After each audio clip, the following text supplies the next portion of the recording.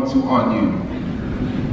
You've all got dirty hands, but ours are beyond filthy.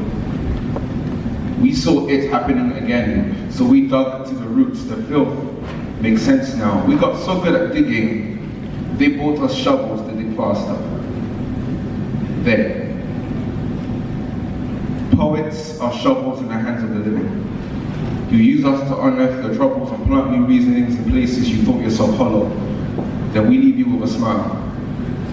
Sunshine for your darkness.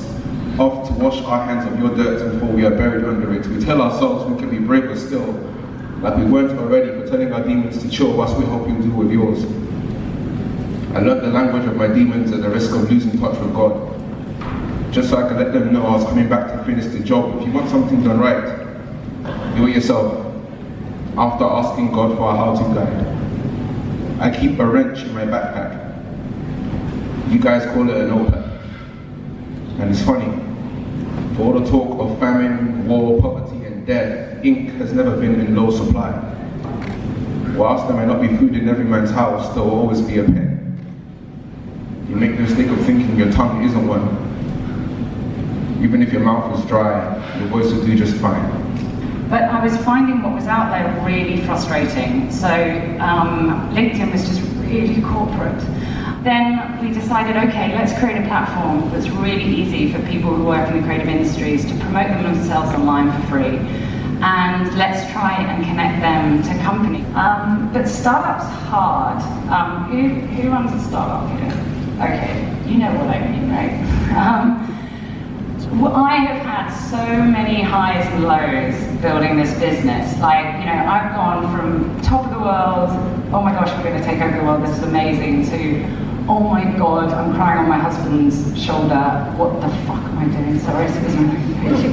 I want a proper job. Whenever you receive any money, I want you first to give some, to save some, to invest some, and then to spend some in that order. So anytime you receive some income, the first thing you've got to do is give. Now I'm a giver. I'm an expert when it comes to giving. Whether it is giving to charity or giving to the cashier in Topshop some money because I want to buy something, I'm a giver.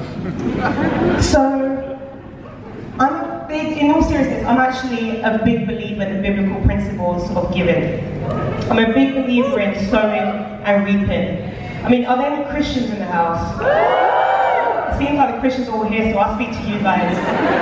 So actually, you should know this principle, so I'll speak to you guys. So tithing is when you give the first fruits of your increase unto God. And I'm a big believer in that. I see my tithe almost more as insurance. Me and God in a contract.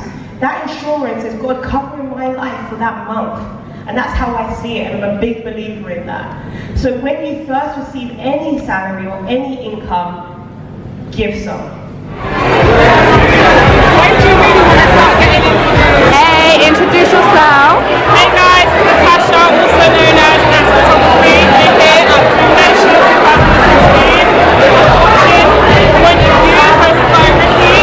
Follow me on Instagram, that's Photography. And yeah, check out my pictures, like, subscribe. That's it. Awesome. So, what's your name? My name is Paul Akinlola. I'm a director and photographer, and all-round kind of creative person. Awesome. What do you specialise in? What do I specialise in? Yeah. I'm really good with cameras and visual aesthetics. That's kind of my strength. So yeah, that's what I specialise in. Okay. Do you want to plug yourself on any social media? Not really. Fair enough. Fair enough. Look out for me on Instagram predominantly. So that's Paul Creative without the E on the end. Awesome. Thank you. You're welcome.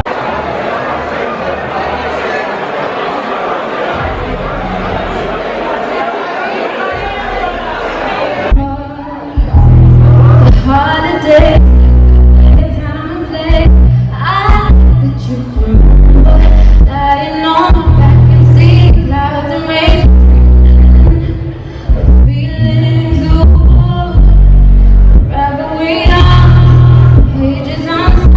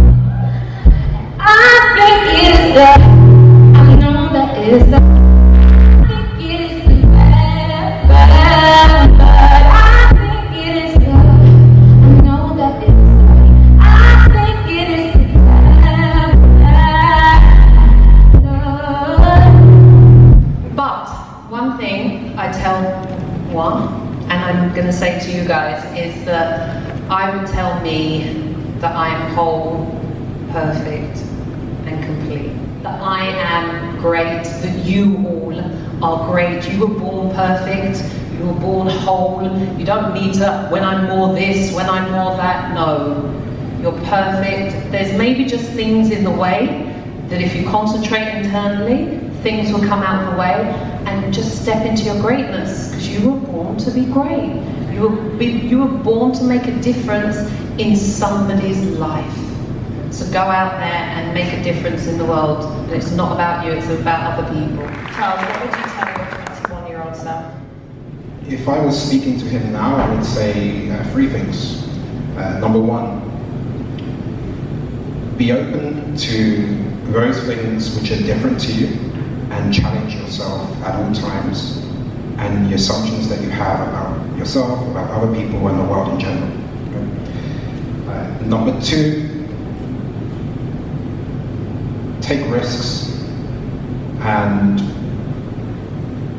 declare a war on fear. I think fear is one of the things, it's one of the most useless emotions that we have as individuals. It creates so much challenge and difficulty in the world. I think there's a difference between fear and caution. Fear itself, I think we must all declare a bit of a war on fear. And finally, say yes. When things come your way, embrace them. Say it. I'm going to use a few quotes to illustrate what I would tell my 21-year-old self. Champions are not made in the ring. They just merely recognize them. Leadership really develops daily, and it's what you can do daily on a consistent basis that's going to develop that leadership and who you are. And so trust the process, and it is a process. And it takes a lifetime to become a good leader. You don't develop leadership skills and then just add on experience, and I'm sure my panelists would agree with me. Every day you are learning a new thing, you're becoming a better leader. And the better person you are, the better leader you are. The more whole you are as a person, the better you lead. The more mature you are, the better you lead. So it's a lifelong process. Hi everyone, how you all doing today? Good? Good stuff. So first and foremost, I want to say thank you so much for all of you being here today. Okay, for this talk, there are 2 things that I really want to focus on addressing. The first is, what is Dream Nation? And the second is, what does it mean to be a practical dreamer? So lesson 1 is that we are all scared. All of us. We live in a society which promotes us to conform. And stepping outside of that box is difficult and it is scary. Lesson number 2 is, watch the company that you keep. That we are the average of the 5 people that we associate with the most. Lesson number 3, being a practical dreamer is a choice. It's not a title you can earn. It's not based on your performance, it's not based on your ability, but instead it's a mindset that you get to choose for yourself. So what is Dream Nation? The vision behind Dream Nation is to create a place where you can find everything you need to help you on your journey to becoming a practical dreamer. It's a safe space for you to learn, for you to grow, and for you to make mistakes while you become a better version of yourself. But above all, Dream Nation will always be a place where you belong. Thank you.